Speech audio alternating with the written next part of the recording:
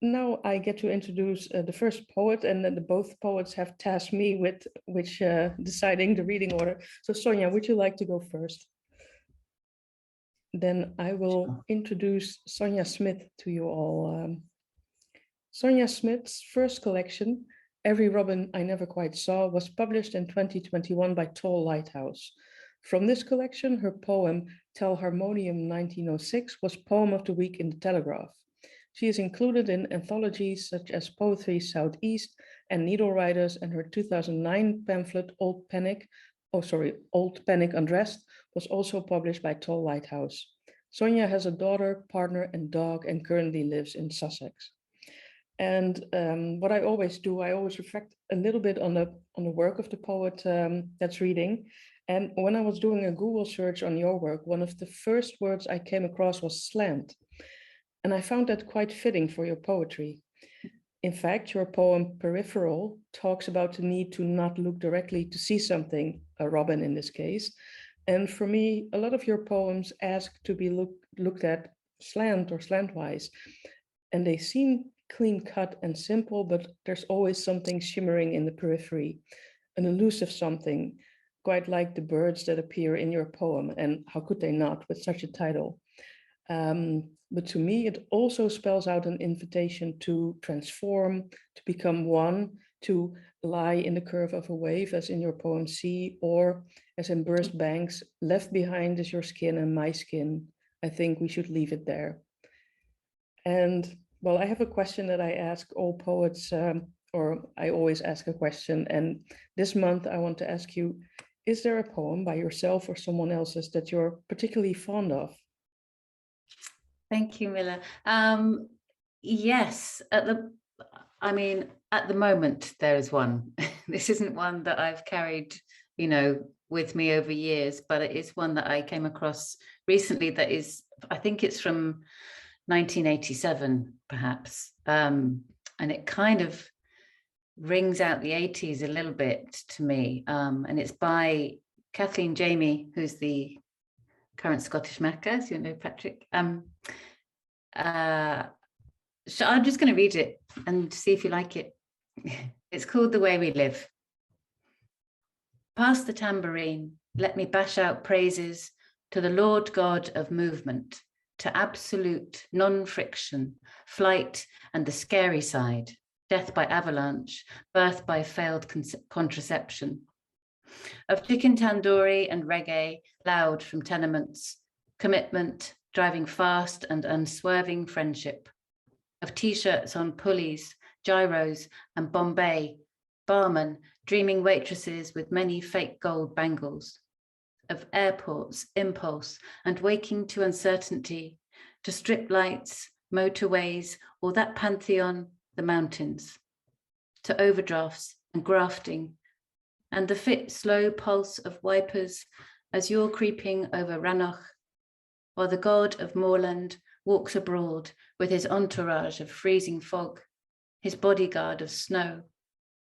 Of endless gloaming in the north, of Asiatic swelter, to laundrettes, anecdotes, passions and exhaustion, final demands and dead men, the skeletal grip of government, to misery and elation mixed, the sod and caprice of landlords, to the way it fits, the way it is, the way it seems to be. Let me bash out praises, pass the tambourine. Wow, that is a wonderful poem.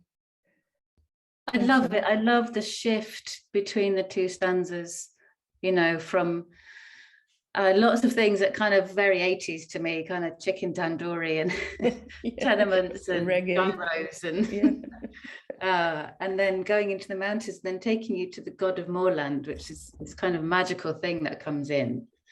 And for me, it's a celebration. And pass me the tambourine. I think it's a beautiful poem. Well, I'm gonna not pass you the tambourine, but the microphone to hear you read your own work. Thank you. Thank you, Mina. I'll start with Peripheral, seeing as you brought it up, which is where the title of the collection comes from. Peripheral. I run my kitchen tap, watch the pipe empty outside, wait for the flicker in my peripheral. Branch to branch he'll come, red breast giving him up. He waits for my move. He's a leaf and I am searching. I must look at crockery and foam before I can see him, the way I must look at the floor to see the spangled ring of migraine, or only at the black Atlantic stroking my feet, while the figures made of dark horseshoe behind me do not corral me into the ocean, make no breach of their edges. Just let me know they are there, like you, like every robin I never quite saw. So, thank you. Yes, it is rocky here, Stephanie. It is very rocky, and that's why I'd like to read you geology. I wrote geology when I was in Mallorca, just before COVID hit. And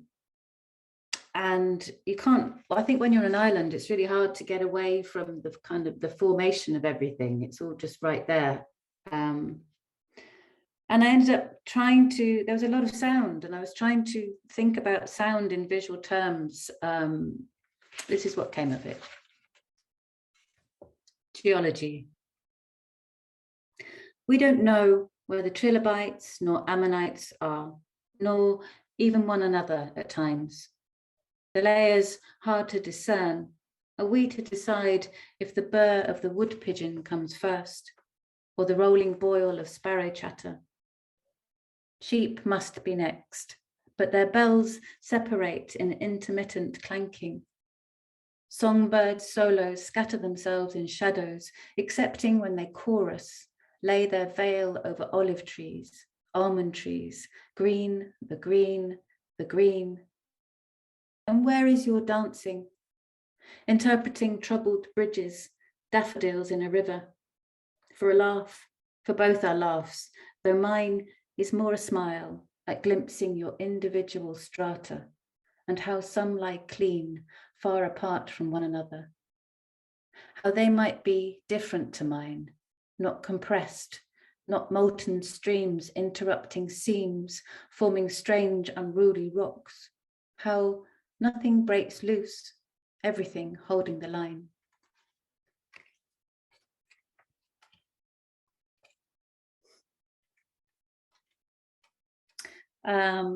Again,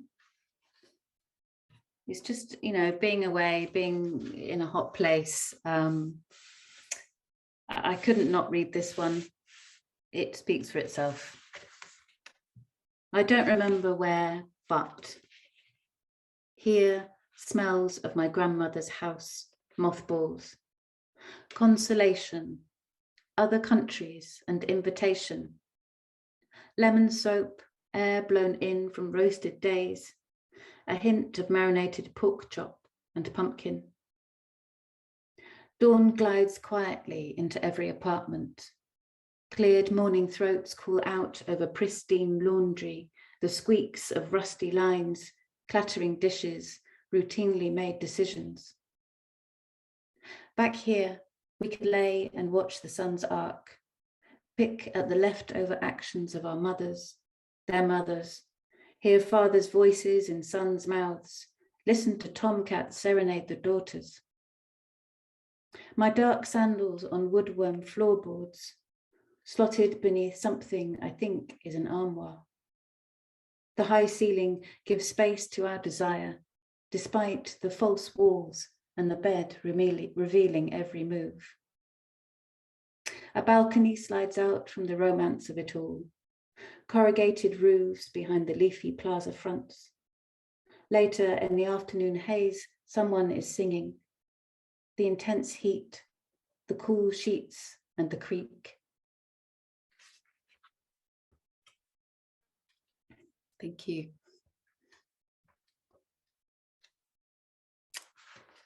I'm here with my daughter. There are 2 poems in here that mention her.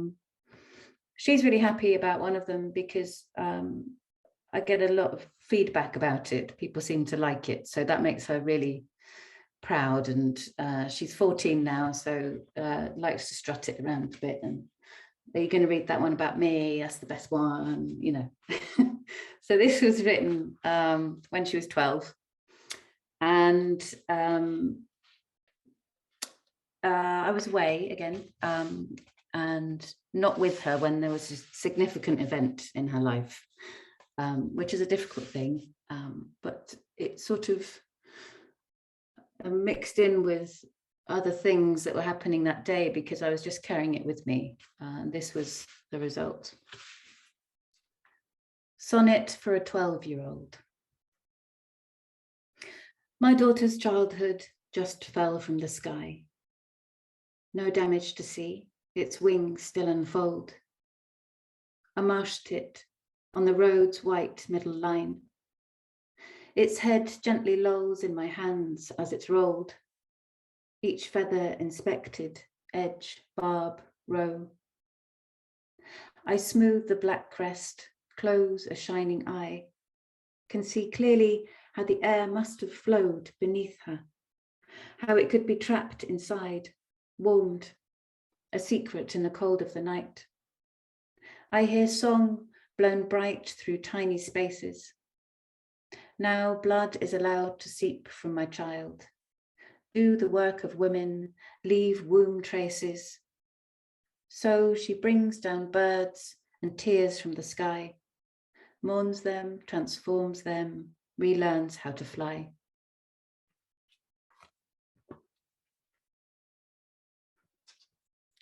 Thank you.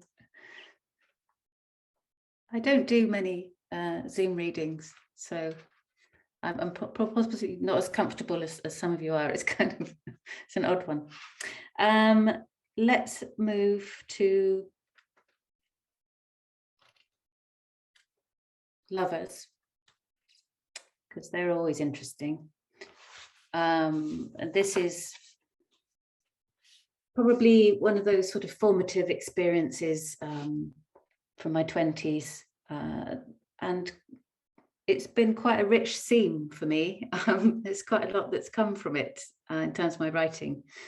It's been a lot of processing with it, and yeah, I'll read you this one. The roof of the Roman baths. There were other places, a tall house with attic stairs, pigeon shit, pigeons burbling, mattress, sheet, just about.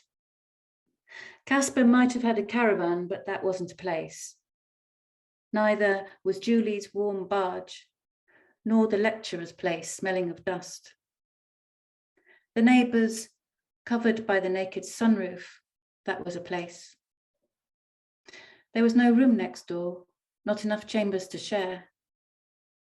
The bookshop where the acute coronary happens and the Irish girl breaks down was a place 274 miles away from the place no one came to. Lying on the pub bench, head on a knee, overhearing the score. Joe's lounge floor in that photo. Every single illicit fag on a windowsill were places, none of them, all of them yours.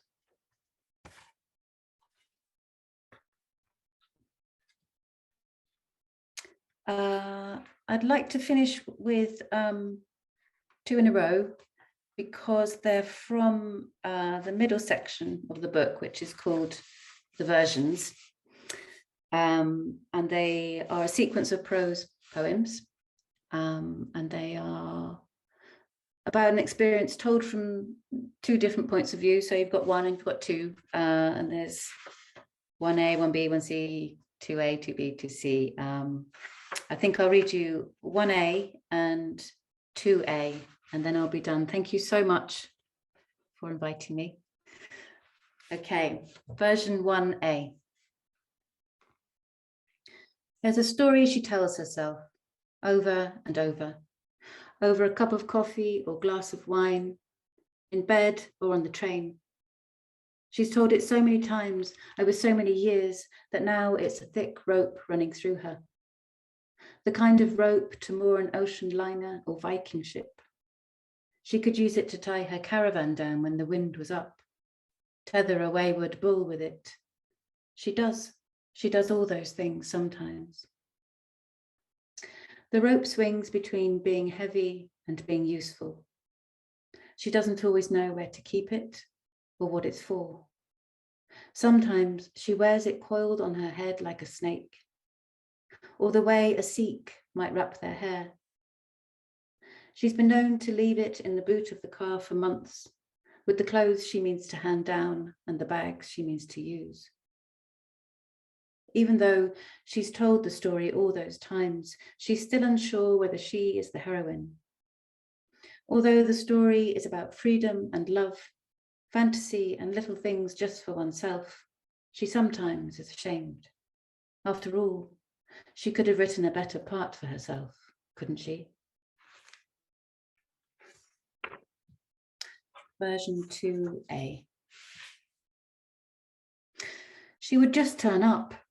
I'd come home drunk to find her on my sofa in a t-shirt and duvet like a lost kid.